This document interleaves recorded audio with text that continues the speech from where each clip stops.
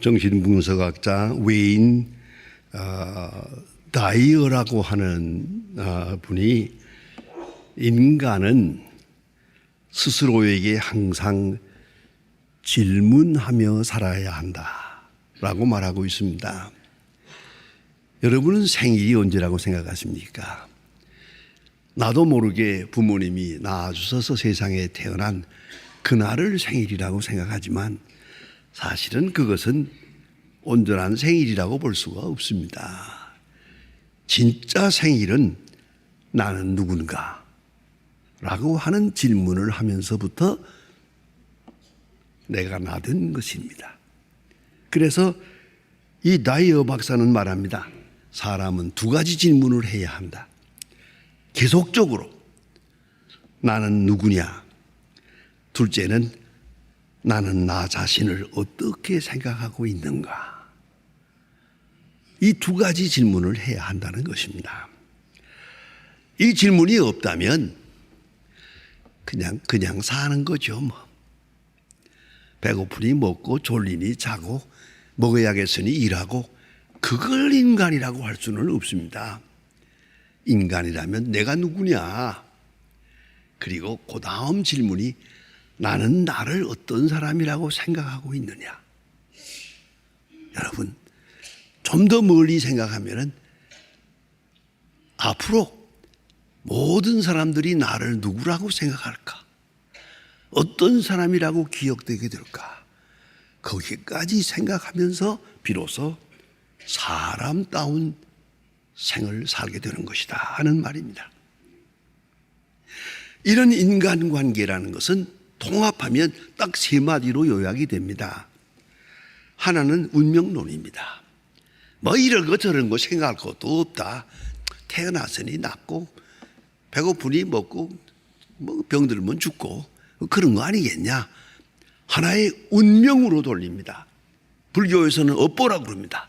어쨌든 사람은 철학자들의 말로는 하이데크는 드론 라이프라고 그럽니다. 던져진 생이다. 즉 다시 말하면 내게 자유가 없다. 세상에 태어나고 싶어 태어난 사람도 아니고 살고 싶어 사는 것도 아니고 그대로 주어진 생을 살다가 그냥 가는 것이다. 이런 운명론적 세계관이 있습니다. 그 말의 뜻은 뭐냐면 생각을 많이 할수록 피곤하다. 생각 없이 살아야 한다. 이런 걱정 저런 걱정 세상이 어떻고 나라가고 어떻고 그거 복잡한 거 그럴 것도 없다. 어차피 내 생은 요거뿐이니까 그대로 살다 가는 것이다. 이런 철학적 이론입니다. 이게 실존적인 겁니다. 두 번째 세상은 뭐냐 하면 보상으로 주어진 세상이라는 겁니다. 내가 하는 만큼 심은 대로 거둔다. 선을 심으면 복을 거두고 악을 심으면 저주를 거둔다. 모든 것은 나됨의 생활에서 오는 것이다. 결국은 전부가 보상이다. 보상을 누리며 살아가는 것이다. 지극히 율법적 관계를 말합니다. 그러면 세 번째 세계관은 모든 것은 은혜로 주어지는 것이다. 우리가 하는 일도 있고 노력하는 일도 있지만은 그게 별거 아니고 전부 은혜로 주어졌다. 오직 은혜 안에 우리는 살아가고 있다. 우리가 기독교에서 많이 쓰는 말, 은혜라는 말을 많이 씁니다. 은혜 하는 말을 쓰는데 이 카리스라는 은혜라는 말은 사실은 율법적 관계에 대한 반대말로 쓰여지는 겁니다. 율법이냐 은혜냐, 은혜냐 율법이냐. 다시 말하면 모든 것이 율법적으로 주어지는 것이냐 아니면 은혜로 주어지는 것이냐. 갈라디아서 로마서에서 사도 바울이 열심히 이거 가지고 변명을 합니다. 변증을 합니다. 은혜, 율법. 여러분 오늘도 내가 율법적 관계에다가 나를 돌려놓고 생각하면 어떤 존재입니까? 은혜로 생각하면 나는 어떤 존재입니까? 율법으로부터 벗어나서 은혜 안에 살아야 한다. 은혜라는 말은 것은 거저 주신다는 말입니다. 나의 생활과 나의 능력과 나의 노력과 상관없이 거저 주시는 것, 거저 보상으로 주는 게 아니라 거저 주시는 은혜, 이것이 은혜입니다. 은혜의 관계인데, 그러면 은사란 또 뭐냐 하면, 은혜는 카리스고 은사는 카리스마입니다. 카리스마라는 것은 은혜로 주어지는 것, 그것을 말하는 것입니다. 은혜의 열매로 내게 주어지는 것, 그것을 말합니다. 우리는 사실은 그 속에서 살아가고 있습니다. 유명한 마더 테레사의 마더 테레사의 아름다운 선물이라는 그 책 속에 나오는 재미있는 얘기가 하나 있습니다. 어느 날 방갈로 신학교의 어떤 수녀가 테레사 수녀에게 편지를 썼습니다. 그 편지 내용은 아주 신학적이고 중요한 겁니다. 테레사 수녀님, 당신은 은혜도 모르는 가난한 자를 돕기 위해서, 아무 소용없는 인간들을 위해서 그렇게 한평생을 베풀고 이렇게만 하고 있는데, 그것은 오히려 세상을 망치는 것이 아니겠습니까? 인간 성품을 아주 망가뜨리는 일이 아니겠느냐. 여러분, 자꾸 베풀면 그 받기만 하는 사람은 마지막에 아주 못쓰게 되거든요. 그런 거로 당신이 베푸는 건 좋지만 인간성을 망가치는 것이 아니겠는가, 이런 질문을 했습니다. 테레사 수녀는 회답을 합니다. 대답은 간단합니다. 하나님께서 우리에게 베푸시는 것이 다 그런 겁니다. 사람이 얼마나 잘못된 것을 알면서도 하나님은 계속 베푸셔서 그 속에 우리가 있습니다 라고 대답을 합니다. 그렇습니다. 어떤 때는 은혜를 생각하면 사람 잘못될 수가 있어요. 자꾸 베풀면 그 성품도 못 쓰게 되고, 받기만 하는 체질이 되고 세상까지 다 망가지는 것 같아요. 그렇지 않습니까? 어떻게 하면 좋겠습니까? 베푸는 것이. 나 이 말을 하면 꼭 생각나는 게 하나 있습니다. 1963년 아주 옛날, 제가 미국에 유학 가서 주일날마다 이 교회 저 교회 다니면서 서툰 영어로 설교를 했습니다. 목사님들 휴가 가면 그 자리 비니까 그 자리에 초청받아서 가서 이제 영어로 설교를 하는 데가 있었는데, 그러기 위해서 전 자동차가 없으니까 뉴욕에 있는 보스 오토리티라고 하는 그 큰 버스 정거장이 있습니다. 거기까지 이제 프린스턴스 거기까지 버스를 타고 가서 또 기다렸다가 또 다시 다른 버스를 갈아타고 또 그 시골까지 가서 이렇게 설교를 하고 그랬는데, 그 갈아타는 중간에 좀 시간이 있을 수가 있어요. 그 아침 일찍 그 의자에 앉아 있는데 점잖은 사람 하나가 가까이 오더니 Do me a favor, 하나 좀 도와주세요 그러더라고요. 그래서 내가 그러시죠. 그리고 제가 생각했습니다. 내가 지금 설교하러 가는 목사인데, 아무리 내가 고학을 하는 고학생이라 하지만은 이 사람을 빈손으로 보내고 내가 설교할 수는 없잖아. 그래서 주머니 뒤져보았더니 1불짜리가 있으면 참 좋았겠는데 1불짜리가 없더라고요. 5불짜리가 하나 있어요. 사실은 좀 아깝다 생각하면서도 할 수 없지 5불짜리를 줬어요. 그랬더니 이 사람이 기대 이상으로 많이 받았으니까 Thank you, May God bless you, 이러면서 인사를 하고 굽신굽신하고 가더라고요. 그 가자마자 웬 젊은 더 신사가 하나 옆에 오더니 당신 지금 뭘 했냐고. 그 사람에게 주었다고. 왜 줬냐고. 달라고 하니까 주었다고. 배고프다고 그래서 주었다고. 이분이 나에게 내가 목사인 줄 모르고 일장 설교를 합니다. 뭔지 아십니까? 성경에 말씀하시기를 가난한 자는 항상 너희와 함께 있느니라. 당신이 그거 구제한다고 세상이 달라지는 줄 아느냐고. 당신 같은 사람이 있으니까 저 사람이 아편을 하는 거 아니냐고. 이거 참, 나 이거 옵을 주워놓고 한참 설교를 들었습니다. 여러분, 좋은 일 한다는 거, 착한 일 한다는 거 어떻습니까? 그 다음에 어떻게 될 것 같습니까? 예수님이 많은 사람 병 고쳤는데 그 병 고침 받은 사람이 어떻게 됐을 것 같습니까? 여러분, 이 선한 일이라는 거, 이 은혜라는 것이 때때로는 그 결과가 더 나빠지지 않나 하는 걱정을 하게 돼요. 이렇게 살짝 돌아가면 율법적 관계로 바뀌는 거예요. 여러분, 그 다음 얘기는 걱정하지 말고 거저주세요. 그 다음 문명까지 좌우화 생각하는 마세요. 그러면 아무 선한 일도 할 수가 없습니다. 은혜는 거저주는 겁니다. 조건이 없습니다. 그 다음 잘못되느냐 잘 되느냐 묻지 마세요. 그건 내 책임 아닙니다. 나는 내가 해야 될 일을 한 것뿐입니다. 이것이 은혜입니다. 은사의 속성은 사실로 신비합니다. 이건 은혜라는 것은 주어지는 거거든요. 은사라는 것은 벌써 주어진 거예요. 주어지는 것이 먼저입니다. 다시 말하면 모르는 자에게 주고 감사하라는 말도 할 줄 모르는 자에게 주고, 아니 더 잘못될 수도 있는 자에게 줍니다. 이것이 은혜입니다. 은혜는 먼저 주어집니다. 그 다음에 알게 합니다. 알게 하고 주는 게 아닙니다. 주고 알게 합니다. 그것이 신비로운 것입니다. 여러분, 어렸을 때부터 지금까지 많은 부모님의 사랑을 받았습니다.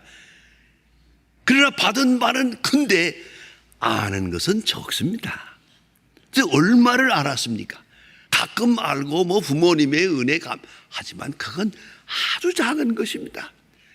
받은 것은 크고 아는 것은 적고요. 그 다음에 조금 더 나아가면은 은사를 믿게 됩니다. 지금은 잘 모르겠습니다. 이게 은혜인지 아닌지, 은사인지 아닌지, 잘 되는 일인지 못되는 일인지, 축복인지 저주인지 몰라요. 그러나 믿습니다. 하나님이 내게 주신 은사임을 믿습니다. 하나님이 내게 주신 축복임을 믿습니다. 지금은 납득이 가지 않아요. 왜 이런 일이 있어야 하는지. 그러나 이걸 은혜로 받아들이고 믿고 나아가면 어느 후에 가서 그것이 축복이었구나, 그것이 은혜였구나 하는 것을 뒤에 깨닫게 됩니다. 그리고 하나님 앞에 감사하게 됩니다. 여러분, 감격하게 됩니다. 이것이 은혜입니다. 이것이 은사라는 것입니다. 은사를 다 알고 사는 거 아니에요. 은혜를 받고 은사를 받고 깨닫는 것은 저 먼 훗날에 조금씩 깨닫고 하나님께 감사하며 사는 거예요. 먼저 주시고 뒤에 깨닫는다. 사실을 잊지 말아야 되고, 먼저 주신 바를 믿을 때 그 다음 주실 것을 믿고 감사할 수 있는 것이다 하는 말씀입니다. 선물이라는 것은 언제나 받을 때 그 의미를 알기 어렵습니다. 그러나 먼 훗날에 가서 그 선물이 어떤 의미를 가졌는지를 깨닫게 되면 그때 가서 감격하고 용기도 가지게 되는 것입니다. 사도 바울에게 있어서는 많은 은사가 있었습니다. 그는 병 고치는 능력이 있었습니다. 그는 감옥 문이 열리는 기적도 보았습니다. 많은 말씀의 능력을 받았습니다. 그 능력을 받고 큰 역사를 이루었습니다. 그러나 그런 많은 은사만 생각한 게 아니고요. 그의 신앙생활의 그 순례의 길을 보면은 마지막에 깨달은 은사가 있습니다. 그 은사는 좀 다릅니다. 병을 고치고 능력을 나타내고 많은 사람을 구원하고 바다를 고요하게 하고 그런 얘기가 아닙니다. 이거는요. 마지막에 깨달은 것은 자기에게 주어진 육체의 가시, 사탄의 사자, 그것이 무엇인지 알 수 없습니다만은 짐작컨대 간질병이었던 것 같은데 가는 곳마다 종종 쓰러지고 어려웠어요. 힘들었어요. 이것 때문에 하나님 앞에 특별히 3번 기도도 했어요. 그러나 하나님은 허락지 않았어요. My grace is sufficient for you. 내게 있는 내 은혜가 족하다. 그냥 아멘으로 받아들였어요. 믿었어요. 이해는 안 돼요. 그러나 믿었어요. 이제 깨닫게 됩니다. 모든 은혜 중에, 모든 은사 중에 가장 큰 것이 뭐냐? 겸손의 은혜예요. 이걸 내게 주어서 나를 겸손하게 만들었다. 나를 작게 만들었다. 뭐 교만할래야 교만할 수가 없어. 도대체가 이것 때문에 자기 자랑을 할 수가 없어. 자랑을 완전히 버리고 겸손한 가운데서 하나님의 역사를 이루게 되었단 말이에요. 겸손의 은혜, 겸손을 은사로 받아들입니다. 육체의 가시를 은사로 받습니다. 여기까지 도달하게 됩니다. 여러분 깊이 생각하십시다. 은사라는 것은 건강도 은사고, 형통도 은사고, 돈 버는 것도 은사고, 물질도 은사고, 지혜도 은사, 다 은사인 건 확실합니다. 하지만은 더 좋은 은사, 더 큰 것이 있습니다. 그것은 정신적이요 신령한 것입니다. 내 성품에 오는 것입니다. 그런데 이 문제는 벌써 받았다는 것입니다. 그걸 내가 모르고 있을 뿐이에요. 벌써 은사를 내가 받았어요. 여러분 어느 쪽이 그겁니까? 극단적으로 말해서 부자 되는 것이 큰 겁니까? 축복입니까? 겸손한 사람이 되는 것이 축복입니까? 능력 있는 사람이 되고 출세하는 것이 축복입니까? 아니면 믿음의 사람이 되는 것이 축복입니까? 은사를 바로 분별해야 됩니다. 하나님이 주시고자 하시는 은사가 어디 있냐를 알아야 합니다. 벌써 받았습니다. 내가 모르고 있을 뿐입니다. 아니, 하나님은 주시려고 하십니다. 나는 그걸 깨닫지 못하고 있습니다.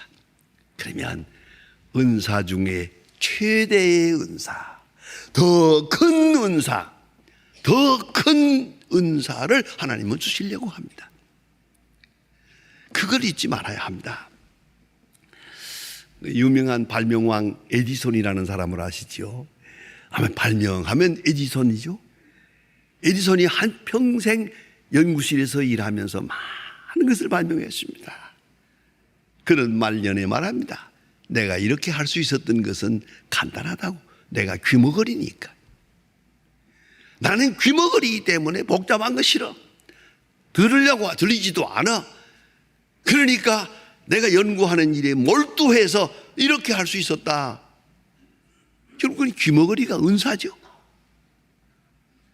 우리가 부르는 찬송 중에 예수로 나의 구주 삼고 인내하신 구세주여 이런 찬송이 참 귀한 찬송들이세요. 우리 찬송가에만 무려 17가지가 들어와 있는데요. 이것이 크로스비라고 하는 할머니가 지은 찬송입니다. 이 크로스비 할머니는 중년에 장님이 됩니다.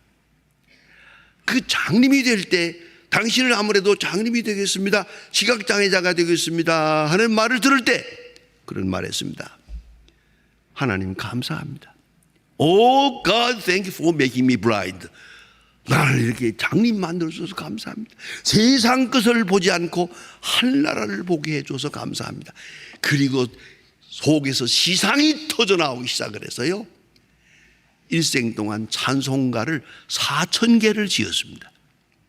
이 세계적으로 가장 많이 불려지는 찬송가가 이분의 것입니다. 400개가. 여러분, 이분은 세상을 보는 눈을 하나님이 거두어 가시고 신령한 세계를 보는 눈을 주었어요. 이게 은사였어요. 여러분, 은사의 실제적인 뜻을 분명히 알아야 합니다. 최고의 은사가 무엇인가?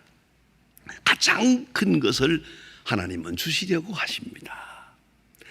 때때로 우리가 불만스러울 수도 있지만은, 그러나 하나님은 신령한 것, 영원한 것, 큰 것, 위대한, 온전한 것, 그 은사를 우리에게 주십니다. 또 아니, 벌써 주었습니다. 단 내가 모르고 있습니다. 하나님은 은사로 주었는데 나는 오히려 거기에 대해서 불만을 하고 있습니다. 그럴 이유가 많아요. 그러나 어느 순간에 가서는 깨닫게 될 것입니다. 은사의 최고의 은사가 뭐겠습니까? 오늘 성경 말씀에 하나님께서 아들을 아끼지 아니하시고 내어주셨다. 십자가가 최고의 은혜입니다. 최고의 은사입니다. 최고의 하나님의 선물입니다. 이 십자가를 우리에게 주시고, 그리고 죄로 물든 저희들을 하나님의 자녀라 부르시게 됩니다. 십자가로 인해서 죄 사함 받고 하나님의 자녀가 됩니다. 이 세계가 확 바뀝니다. 십자가를 알기 전의 세상은 율법적 세상입니다. 저주받은 생입니다. 십자가를 알고 하나님의 자녀가 된 오늘은 어떤 시련을 당해도 이건 은사입니다. 조금 있으면 깨닫게 될 겁니다. 그게 은사라는 것을, 그게 축복이라는 것을, 그게 하나님이 내게만 주시는 축복이라는 걸 깨닫게 될 때가 올 것입니다.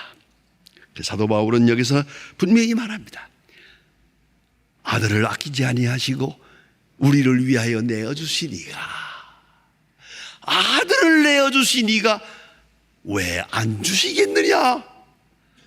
왜 안 주시겠느냐? 하나님 절대로 인색하지 않습니다. 죄송합니다. 이미 받았습니다. 깨닫지를 못하고 있습니다. 이미 주시고도 하십니다. 이것을 믿지 못합니다. 그래서 불행합니다. 선물 받은 감격, 내가 미처 모르는 가운데 주어진 하나님의 신비로운 축복을 오늘 깨닫게 됩니다.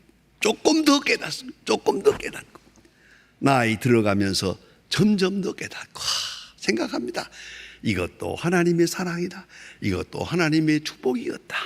이 병든 것도 축복이고 실패한 것도 축복이고 많은 어려움, 그게 바로 내게 주신 구체적인 은사였다 하는 것을 깨달아 가게 될 것입니다. 그러면 모든 것이 은혜다, 모든 것이 은사다, 그리고 하나님은 사랑이다 라고 고백하게 될 것입니다. 여러분, 오늘 주신 이 말씀은 너무나 귀한 말씀입니다. 그래서 사도 바울은 말합니다. 누가 우리를 그리스도의 사랑에서 끊으리요? 환난이나 곤고나 핍박해나 기근이나 적신이나 위험이나 가리야 넉넉히 이기느니라. 이 큰 은사를 깨닫는 순간 세계관이 확 바뀝니다. 모든 것이 은사임을 알게 됩니다. 또 은사로 인도하고 계심을 알게 됩니다.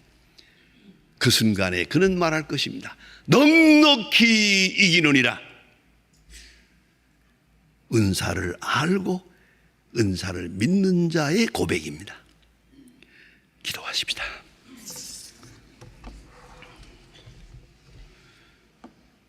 하나님 아버지, 주께서는 우리에게 많은 것을 주셨고, 그리고 오늘도 그 주신 바 은사를 우리가 알고 깨닫기를 기다리고 계십니다. 주여, 믿음이 없고 부족해서 그 모든 은혜를 은혜로 알지 못하고 은사를 은사로 깨닫지 못하고 산 모든 생을 주님께 자복하오니 용서하여 주시고 은혜를 아는 자, 은혜 아는 사가 되게 하시고 십자가의 은혜를 쳐다보며 그 모든 신비로운 역사 속에 다 주셨고 다 받으셨고 다 용납하신 귀한 은혜를 깨닫고 오늘도 그 크신 은혜를 감사하며 응답하며 사는 하나님의 귀한 자녀들 되게 하여 주시옵소서. 예수님의 이름으로 기도합니다. 아멘.